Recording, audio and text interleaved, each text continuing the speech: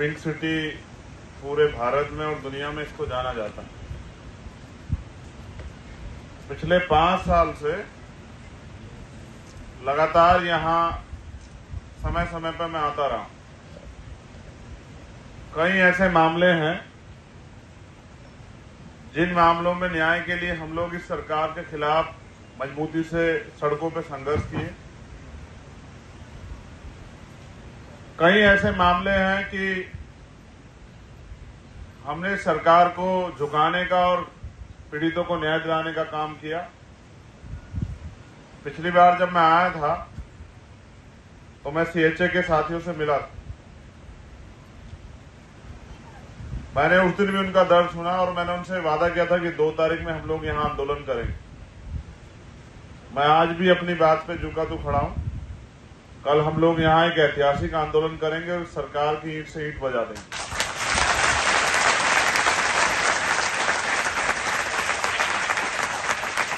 मुझे खेद इस बात का है, मुझसे पहले मीना जी ने बात रखी कि सत्ता का एक चरित्र होता है। मैं दिल्ली में ज्यादा समय रहता हूं तो मैं देखता हूं कि वहां जिनकी सरकार यहां पे है वो वहां लोकतंत्र, कानून, संविधान की दुहाई देते रहते हैं, लेकिन यहां जब आंदोलन उनके द्वारा जो अन्याय किया जाता है उसके खिलाफ होता है, उसको कुचलने के लिए वो सारी सरकारी एजेंसियों का दुरुपयोग करते हैं। आज जो हालात राजस्थान में बने हुए हैं इसके लिए भी सरकार दोषी। अगर सरकार ने कानून का राज स्थापित किया हुआ तो उदयपुर जैसी घटना ना होती।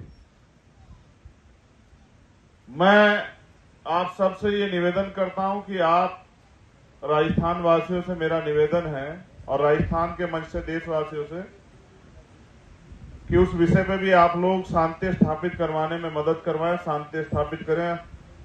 बड़े पैमाने पे भीम आर्मी आजाद समाज पार्टी के लोगों से मेरा निवेदन है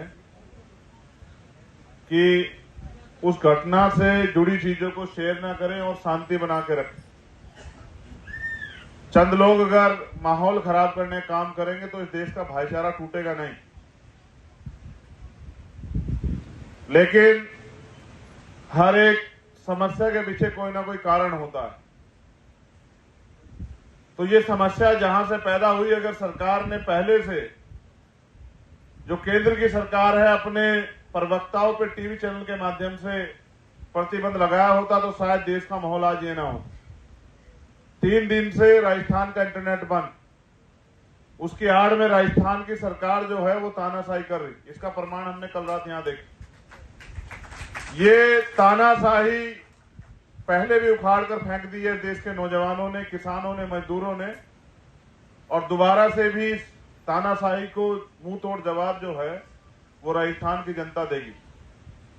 मैंने अपने विषय से पहले सीएचए की बात इसलिए रखी क्योंकि मैं अन्याय नहीं सह सकता हूं। मैंने कल जो अन्याय यहां सुना, स्पेशली जो बहनों के साथ हुआ, मुझे बड़ा खेद है। मैं ये अपील करता हूं अपने जिम्मेदार पदाधिकारी साथियों से कि जो बहनें जिन स्थानों पे हैं वहां भीम आर्मी आजाद समाज पार्टी का संगठन है, आप उनकी जानकारी लेके उनको मदद कराने का प्रयास करें, जिससे कि वो सुरक्षित अपने घर परिवार या जहां वो जाना चाहती वहां पहुंच सके। ये हमारी नैतिक जिम्मेदारी भी बनती है कि जब हम उनका साथ देने की बात करते हैं तो साथ हमें हर पहलू पे देना। उसके बाद आज हमारा, क्योंकि आपका आंदोलन तो 2 तारीख में था, लेकिन आज 1 तारीख को हमारा एक बहुत इंपॉर्टेंट राजस्थान की राजनीति को लेकर एक विषय है जिसपे हम लोग इकट्ठा हुए हैं। आज का जो मंच है उस पर उपस्थित मुरारी लाल जी, जो यूपी से चल के यहाँ आए हैं, आगरा से।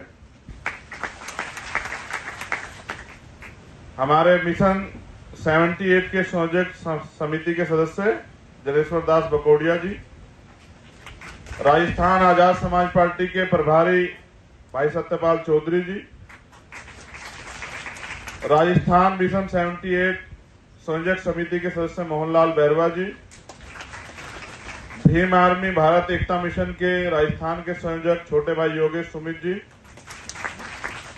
और लंबे समय तक भीम आर्मी आजाद समाज पार्टी में सेवा देने का कार्य करते रहे और आज भी समर्पण की भावना से काम करने वाले मेरे छोटे भाई अनिल धेनवाल जी, सामने उपस्थित मुकेश चोपड़ा जी, जितेंद्र अठवाल जी, रईस मलिक जी, मुकेश बैरवा जी, अहेरिया जी, आप सभी साथियों का भी मैं धन्यवाद करता हूं। कई ऐसे मामले हैं जिसमें मैंने देखा कि सरकार पीड़ितों को न्याय देने की बजाय पीड़ितों को ही सताने, डराने और उनकी आवाज को दबाने के लिए पुलिस बल का प्रयोग करती रही। ये लोकतंत्र है। लोकतंत्र में कोई किसी का गुलाम नहीं है। अब हम आजाद हैं। भारत में लोकतांत्रिक व्यवस्था है। लोकतांत्रिक व्यवस्था में हर व्यक्ति को अपने अधिकारों को ग्रहण करने का, लेने का, सम्मान से जीने का अधिकार है। राजनीतिक व्यवस्था में समय समय पे शोषितों वंचितों ने अपनी लड़ाई को मजबूत किया है, लेकिन जैसा मैंने देखा कि जिस तरह से भारतीय जनता पार्टी केंद्र के जरिए पिछले 8 सालों से इस देश के नौजवानों का, किसानों का, मजदूरों का, महिलाओं का, गरीबों का शोषण कर रही है और पूंजीपतियों को लाभ दे रही है, वहीं राजस्थान में पिछले 5 साल की जो सरकार चल रही है, 4 साल की, उसमें मैंने देखा कि पीड़ितों को न्याय के लिए आंदोलन करना पड़ता है। इसका मतलब इस सरकार को भी शोषितों वंचितों से कोई खासा मतलब नहीं। मेरे आज भी याद है सीएचए के एक साथी जिनकी नर्सस हत्या जो है वो की गई पाली में, और उनकी हत्या के बाद जब आंदोलन हुआ, पहली बार के आंदोलन के बाद सरकार ने हमसे कुछ वादे किए एडमिनिस्ट्रेशन के जरिए। उन्होंने कहा कि हम आपकी मांगों को मानेंगे। ये पहली घटना नहीं थी, लेकिन मैं इस घटना का जिक्र इसलिए कर रहा हूं क्योंकि इसमें न्याय अभी अधूरा। उसके बाद दोबारा जब हम लोग आंदोलन के लिए उदयपुर पहुंचे तो एयरपोर्ट पे हम लोगों को अरेस्ट किया गया और हमारे कार्यकर्ता को जबरन जो है पुलिस ने थानों में, जेलों में ठूस दिया। तब फिर हमसे एक और बार वादा हुआ कि भाई हम इस लड़ाई को, हम आपकी मांगों को मानेंगे। लेकिन 2 बार के आंदोलन के बाद सरकार ने वादा खिलाफी की। इससे स्पष्ट होता है कि सरकार जो है सामंत के आगे मजबूर है और वो किसी भी कीमत पे शोषितों को, चाहे वो सीएचए के साथी हो या राजस्थान में रहने वाले दलित, पिछड़े, आदिवासी, कमजोर, आर्थिक रूप से कमजोर वर्ग के लोग हों, माइनॉरिटी के लोग हों, उनको न्याय नहीं देगी।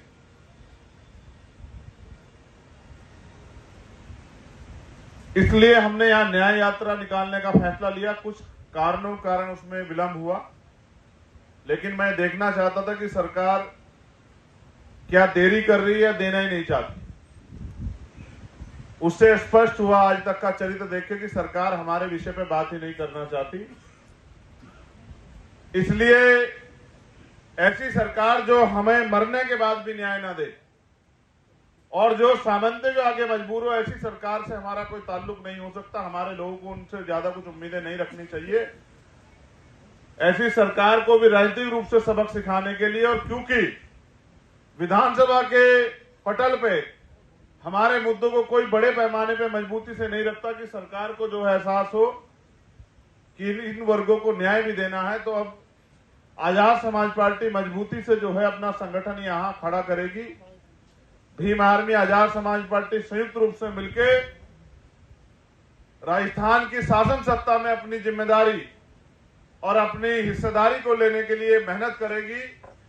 1 साल से ज्यादा का समय, इस 1 साल के जरिए हम लोग शोषित वंचित समाज के लोगों में भाईचारा स्थापित करके उनको राजनीतिक रूप से, सामाजिक रूप से मजबूत कर एक मजबूत विकल्प जो है वो राजस्थान में देंगे। और बीजेपी कांग्रेस की आपसी भाईचारे की सरकार से जो है यहाँ के शोषित वंचित सरकार को हम लोग, शोषित वंचित लोगों को मदद मुक्त कराएंगे। इसी कड़ी को आगे बढ़ाते हुए हम लोगों ने तय किया राजस्थान आजाद समाज पार्टी काशीराम के प्रदेश अध्यक्ष की जिम्मेदारी हम लोग जो है आज घोषित करते हैं। मेरा ऐसा मानना है कि राम लखन मीणा जी के नेतृत्व में, क्योंकि वो एक प्रोफेसर हैं, पढ़े लिखे विद्वान व्यक्ति है, राजस्थान की समस्याओं को समझते हैं, शोषित वर्ग से आते हैं, वो शोषित वर्ग के सभी भाईचारों को मजबूत करेंगे और अपने संगठन के जरिए, जो संगठन इनकी घोषणा के बाद यहां प्रभारी जी द्वारा और अन्य साथियों के सहयोग से बनेगा, उसके जरिए गांव-गांव जाके शोषित वंचित वर्ग को राजनीतिक रूप से वोट की वैल्यू समझाने का काम करेंगे और ठेकेदारों से दूर रखने का काम करेंगे। क्योंकि इस ठेकेदारी प्रथा ने, जो ठेकेदारी प्रथा यहां चल रही है गुलामों के द्वारा, उनसे शोषित वर्ग का कोई भला नहीं हुआ। मेरे आज भी याद है चूरू की घटना, थाना गाजी की घटना, इतने बड़े बड़े पैमाने पे भीम आर्मी के कार्यकर्ताओं के साथ अन्याय हुआ, उनको जेल भेजा गया, उन पे मुकदमे लगाए गए। उससे भी बड़ा एक मामला, हमारे साथी धर्मेंद्र जी यहां हैं, हम लोग चर्चा करते हैं कि 2 अप्रैल के आंदोलन में जिन निर्दोष साथियों पे मुकदमे लगे थे, इस सरकार ने वादा किया कि मुकदमे भी वापस लिए जाएंगे। लेकिन मेरे आज भी याद है कि इस बेस पे इन्होंने पंचायत में वोट लिया, लोकसभा में वोट लिया और फिर दोबारा से विधानसभा चुनाव की करीब तैयारी ये लोग कर रहे हैं, लेकिन आज तक इन्होंने मुकदमे वापस नहीं लिए।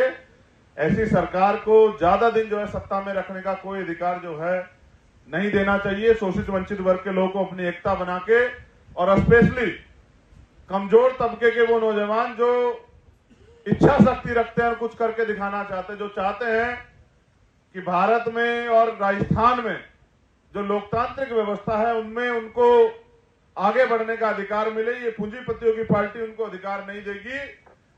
अगर ये अधिकार देती तो सीएचए के जो हैं बच्चे जो हैं, जो हमारे भाई बहन हैं, कल उनके साथ ये अन्याय ना होता और 3 महीनों से वो अपने अधिकारों के लिए इनके आगे गिड़गिड़ा ना रहे होते। और उनके दर्द, उनके आंसू को भी देखकर ये सरकार नहीं पिघली, तो इसका मतलब समझिए कि ये सिर्फ और सिर्फ शोषण करने वाली सरकार है। इस सरकार को अब जो सबक सिखाने के साथ अपनी राजनीतिक ताकत को भी मजबूत करके राजस्थान में हम लोग जो है आजाद समाज पार्टी के जरिए बहुजन समाज के लोगों को ताकतवर बनाने का और उनकी हिस्सेदारी के साथ उनको सदन में भेजने के लिए मैं भी यहाँ हर जिले जाके कैडर कैंप और उसके अलावा संगठनात्मक ढांचे को मजबूत करने का, भाईचारा बनाने का और जो भी शोषित पीड़ित वर्ग है उनकी लड़ाई को, उनके आंदोलन में हिस्सेदारी करने का काम करूंगा। मेरा ऐसा विश्वास है कि हमारे पुराने साथी और हमारे नए साथी मिलके एक मजबूत संगठन जो है वो यहां बनाएंगे, जिसके जरिए एक शोषितों का नया उदय, वो पूंजीपतियों की इन पार्टी में झंडे उठाने वाले नहीं, बल्कि शोषितों की आवाज बनके लोकतांत्रिक रूप से राजनीतिक शक्ति प्राप्त करके शोषित वंचित वर्ग के जो बुनियादी मुद्दे हैं, जो बुनियादी जरूरतें, उनको पूरा करने के लिए आंदोलनरत रहेंगे, संघर्ष करेंगे। ऐसी मंगल कामना के साथ मैं राम लखन मीणा जी को कहूंगा कि वो जो है इस जिम्मेदारी को स्वीकार करें और इस जिम्मेदारी के बाद जो है हम लोग चर्चा करेंगे। राम लखन मीणा जी की अपनी जिम्मेदारी के बाद, जो दी गई जिम्मेदारी, उसकी वार्ता करने के बाद, अपनी बात रखने के बाद कि हमें कल के आंदोलन को किस तरह से जो है मजबूत करना है और सीएचए के भाइयों बहनों को न्याय दिलाना है, उनके संघर्ष को कमजोर नहीं पड़ने देना है। उसके साथ साथ अग्निवीरों का, जो अग्निवीर के नाम पे युवाओं के साथ जो छल किया गया है, बड़े पैमाने पर राजस्थान के साथी जो है वो सेना में भर्ती होते हैं। मेरा बड़ा अनुभव है कि राजस्थान के जो साथी हैं, नौजवान साथी, वो देश के प्रति बड़े समर्पित हैं। अग्निवीर के नाम पे जिस तरह से युवाओं के साथ खिलवाड़ हो रही है, हम लोग प्रयास करेंगे और आंदोलनों के साथ अग्निवीरों के आंदोलन को भी, हम लोग जो युवा साथी हैं उनके आंदोलन को मजबूत करेंगे और केंद्र की सरकार को भी जो है राजस्थान और पूरे देश के जरिए सबक सिखाने का काम करेंगे कि वो अग्निवीर के नाम पे इस देश की आर्मी को जो है संघ की विचारधारा से पोषित लोगों को उसमें भरने का काम कर रही है और इस देश की सेना के साथ भी खिलवाड़ कर रही है, इस देश के जो है सुरक्षा के साथ भी खिलवाड़ कर रही है और इस देश के नौजवानों के भविष्य के साथ भी खिलवाड़ कर रही है। ऐसे आंदोलन को भी हम लोग यहां आगे आने वाले समय में मजबूत करेंगे। बहुत बहुत धन्यवाद। आप सब लोग यहां पहुंचे, आप सभी के लिए मंगल कामनाएं। जिम्मेदारी के साथ प्रोफेसर राम लखन मीणा जी के लिए भी मंगल कामनाएं कि वो इस जिम्मेदारी को और मजबूत करेंगे और